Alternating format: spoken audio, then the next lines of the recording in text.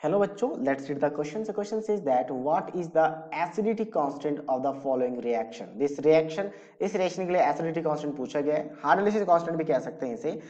Given that the hydronium ion concentration of 0.04 molar solutions of Na+2 solution of nickel +2 perchlorate is 4.5 into 10 to the power minus 6. क्या बोला गया यहाँ पे कि nickel perchlorate क्या हो जाएगा आपका NiClO4 होल ट्वाइस.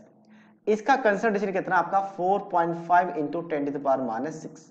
तो ये कंप्लीटली क्योंकि एक स्ट्रॉन्ग सॉल्ट है कंप्लीटली ब्रेक हो जाएगा as a nickel plus two and plus of twice of ClO4 negative ion का. तो ये कंसंट्रेशन इसका कितना हो जाएगा, जितना कंसंट्रेशन निकेल परक्लोरेट का है उतना ही Na+2 का कंसंट्रेशन होगा. तो इसका हम C मान लेते हैं. तो ये इसका C बन चुका है. तो इनिशियल कंसंट्रेशन इसका C मान लेते हैं.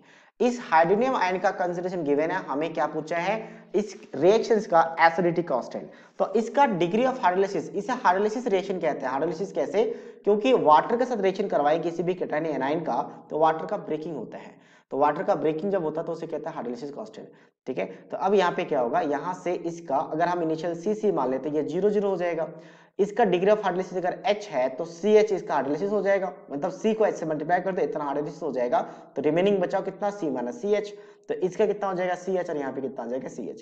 तो इसके लिए अगर एसिडिटी कांस्टेंट Ka या फिर KH मान लेते हैं तो KH किसके इक्वल होगा, so that is equals to concentration of the product का कंसंट्रेशन. तो प्रोडक्ट दोनों के लिए CH माना है कंसंट्रेशन के फॉर्म में. ठीक है. और डिवाइड रिएक्टेंट का कंसंट्रेशन इतना बचा हुआ इक्विलिब्रियम पे तो C माइनस ऑफ CH आ जाएगा. तो एक C कॉमन लेके कैंसिल तो बचेगा CH² upon 1 minus of H.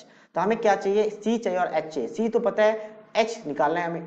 तो H कहां से निकालेंगे, तो हाइड्रोनियम आयन का कंसंट्रेशन हमें क्वेश्चन में गिवन है और ये गिवन है आपका कितना, so that is equals to 4 into 10 to the power minus 2, ये वाला वैल्यू. ठीक है. इसको इस फॉर्म में लिखा जा सकता है और ये आपका CH के इक्वल है. तो C कितना आपका 4.5 into 10 to the power minus 6 into H. तो ऐसे H आ जाएगा. तो H ये तो ऑलरेडी कैंसिल आउट हो जाएगा 10 टू द पावर माइनस 4 से. तो H कितना हो जाएगा 4 divided by 4.5 into 10 to the power minus of 4 आ जाएगा. अच्छा, ये वैल्यू थोड़ा सा रिवर्स हो गया है. थोड़ा सा रिवर्स होने के मतलब क्या है कि अगर हम स्टेटमेंट को ध्यान से देखें तो स्टेटमेंट में क्या बोला गया है कि आपके पास 0.02 सॉल्यूशन है इसका परक्लोरेट का, मतलब ये आपका C कितना है 0.04 है. तो हाइड्रोनियम आयन का कंसंट्रेशन कितना मिल रहा है, that is equals to 4.5 into 10 to the power minus 6. हाँ, अब सही है. ठीक है. Concentration hydronium ion concentration of 0. That much of nickel solution is equals to that much. तो ये आपके पास CH के इक्वल होगा. ठीक है. तो कंसंट्रेशन रख लेते हैं. कंसंट्रेशन थोड़ा सा रिवर्स हो गया था ये वैल्यू. तो ये हो जाएगा 4 into 10 to the power minus 2 और यहाँ पे H है. तो H किसके इक्वल होगा, तो ये कैंसिल आउट होगा अब इस तरीके से 10 टू द पावर माइनस 4. सो 4.5 को डिवाइड करना आपका 4 से, मल्टीप्लाई करना 10 टू द पावर माइनस 4 के साथ. तो ये कितने टाइम जाएगा, 1 टाइम जाएगा. ठीक है.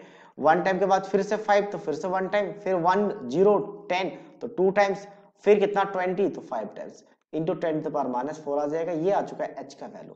अब H आ गया, H का वैल्यू रखेंगे तो यहाँ पे क्या आ जाएगा आपके पास KH आ जाएगा. तो KH निकालने के हम H का वैल्यू रख लेते हैं. कंसंट्रेशन कितना है, कंसंट्रेशन आपका 4 into 10 to the power minus of कितना है 2 है, मल्टीप्लाई 1.125 का हम स्क्वायर कर लेंगे और साथ साथ में 10 टू द पावर माइनस 4 का भी स्क्वायर कर लेंगे. ठीक है. अच्छा, नीचे देखेंगे तो नीचे 1 माइनस H को लगभग 1 के इक्वल लिख देंगे. ऐसा क्यों, क्योंकि यहाँ पे H का वैल्यू बहुत ही स्मॉलर है. तो अब ऊपर वाला कैलकुलेशन ही हमें क्या करना पड़ेगा, बाकी नीचे वाला क्या है एज इट इज में आ जाएगा, यानी 1 ले लेंगे.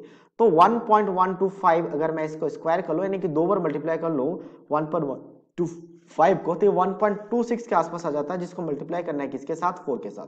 तो ये लगभग अप्रोक्सीमेट बन जाता है 5, यानी इसके साथ इनका स्क्वायर करके मल्टीप्लाई करेंगे तो 5 के आसपास आ जाता है इंटू 10 टू द पावर ये 8 और यहाँ पे माइनस 2 तो कितना बन गया 10 बन गया.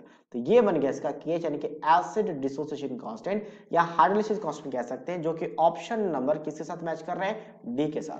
So option D is the right answer of this question. So I hope you understood it well. All the best.